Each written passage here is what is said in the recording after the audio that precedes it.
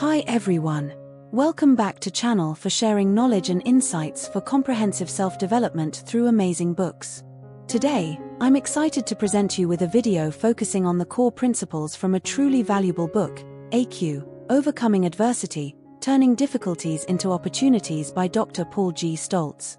We are living in an era overflowing with opportunity, yet simultaneously fraught with difficulty.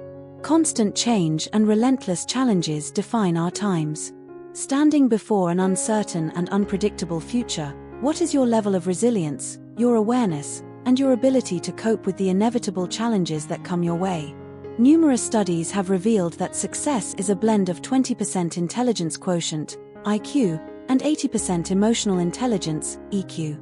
Emotional intelligence is regarded as even more important than intellectual intelligence in a person's maturation, career advancement, and overall life success.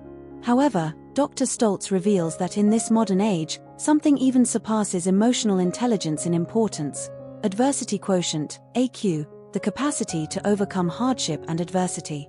If IQ and EQ determine how smoothly a person can travel, AQ is what decides how far they can go. In this book, you will find guidance in identifying the difficulties you face, the steps you must take to address them, and how to build the strength to rebound from setbacks and failures. As we discover the framework that will set us up to thrive, we unlock our own opportunities to grow and advance, coming to realize the most breathtaking views are always at the highest peak. So, without further ado, let's listen to the content share for today. Please subscribe so you never miss a video. Life is a process of mountain climbing. Are you a quitter, a camper, or always on the move? First, let's tell the story of the journey to the top. To begin, here is a true story. In 1996, 31 individuals embarked on a joint expedition to conquer Mount Everest. The weather that day was beautiful until the group neared the summit, and a terrible storm suddenly struck. Everyone began seeking shelter. Some people just laid down, a truly dangerous action. Ultimately, 8 people perished, including the experienced team leader who had successfully conquered the peak numerous times before. An American man named Boris was knocked unconscious in the blizzard. Several hours later, he unexpectedly awoke in the bitter cold, with his body nearly frozen and his eyes injured. Even after losing his gloves and calculating that his physical strength would only sustain him for another 3 to 4 hours, he made the courageous decision to continue crawling forward in search of a way to descend back to base camp, images of his loving wife and children back home dominating his thoughts. Miraculously, he managed to find the tent of his fellow teammates and survived, a feat that exemplified his transcendent will. This is, of course, an extreme case to evaluate someone's ability to come back. In most circumstances, you will not need to test your ability to survive, but rather see a challenge as something that can be done. In the face of a challenge, there are 3 people. First is those who quit. Second is camp, but decide to stay for a while. Last is people who never stop. These are the challenges and attributes of what the author of the book wants you to embrace. By having such strength, one can become a force to reckon with. A concept of the tree is the best way to embody this all. It's like the success in real life can all be determined by looking at what has given you the strength to move forward. Here is the breakdown. The roots are the foundation. For your health and mindset, your personal habits and goals. The trunk is your strength as a person and how others see you. The branches and leaves help you flourish and are how you connect. The fruit shows you that you have successfully gotten to where you needed to be, and there can be many fruits. So the path to the success to being able to have a strong presence with everything we are working toward may come with challenges, but please never give up. 4 dangerous turns on the journey to the summit. On this dangerous road, we have recognized the crises and are trying to save ourselves, striving forward.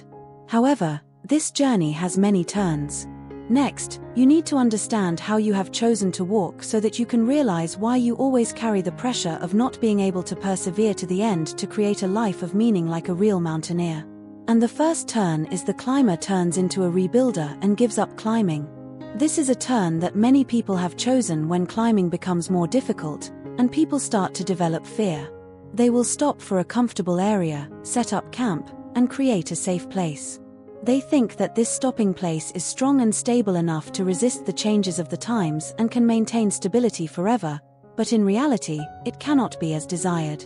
Change never stops. When you wait for danger to stop, it's no different from waiting for life to end.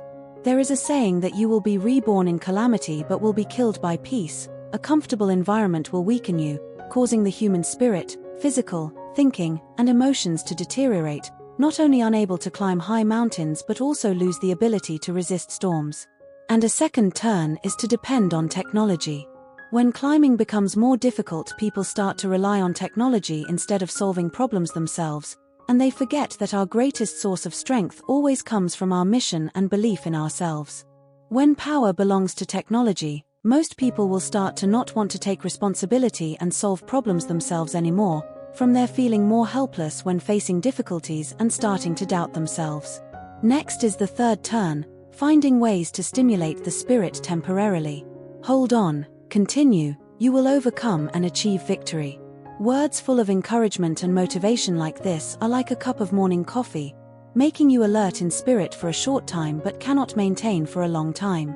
For example, like you are having some difficulty, so you constantly seek comfort and encouragement from quotes, videos, and posts online. However, after watching, you cannot turn the knowledge learned into your own to apply to your life. You only watch, only listen, and eliminate. So, after understanding yourself through adversity, next, you need to grasp the core elements to build resilience for yourself. Core in English means core. It consists of 4 elements. Like playing tennis must combine all 4 things: strength, speed, coordination, and judgment to be able to maintain endurance and breakthrough. In other words, your will to overcome difficulties must also be combined from the 4 dimensions of the word core. These 4 dimensions will include: first is the letter C, control, meaning to be in control. Please ask yourself a question: how do you feel your ability to control adverse situations?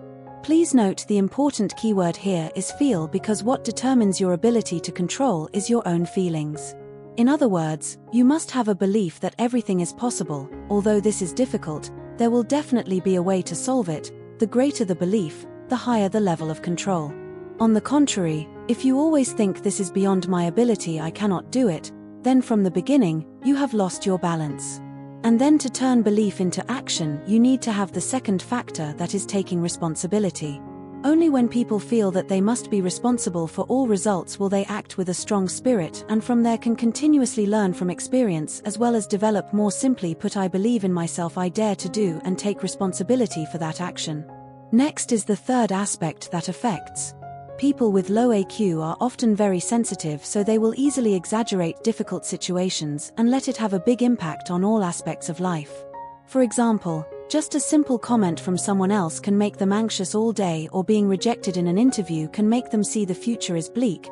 They will easily lose sleep, become depressed, and often make wrong decisions at this time. On the contrary, people with high AQ have a calmer and more rational attitude. They will consider the problem objectively, not letting negative emotions spread and weaken their mood. So we need to always stay calm, not letting small problems in the subconscious spread and affect the strength when we climb the mountain.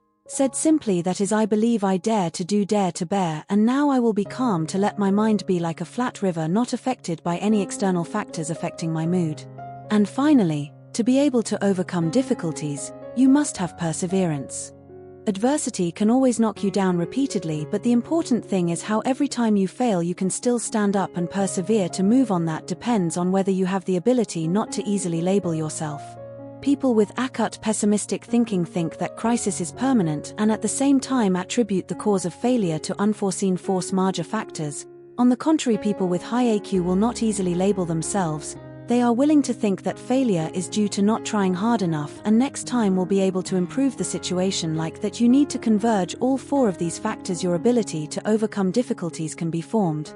However, to really be able to completely overcome adversity, you also need to use another set of tools, which is the list of advanced adversity ability. Over the years, the author has used the list tool to help many pessimistic people become optimistic, helping many people who have given up or stood still in place to start their own climbing journey. I have tried and shared it with many friends before. All of them have been very effective. This toolkit will include listen, discover, self-responsibility, analyze, and take action. Many people who hear this will think, so if I want to develop the ability to overcome difficulties, I have to go through such a complicated process. What the author reveals is the list tool is a way to connect to your own internal and external needs. One may find the ability to not react in a way that will stop you from reaching your goals. It's the thing that shows you are ready for what is to come. To end off this summary, what I want you to take away is that it's okay to want to have help, but in the end you need to be a factor that is working towards it. Without that, it is as futile as a sail without wind. So we ask you, join us in the exploration and be someone who takes the lead. So, give this video a like, subscribe, and check the notification bell so you may see the content we will continue to put out. I look forward to seeing you in the next video.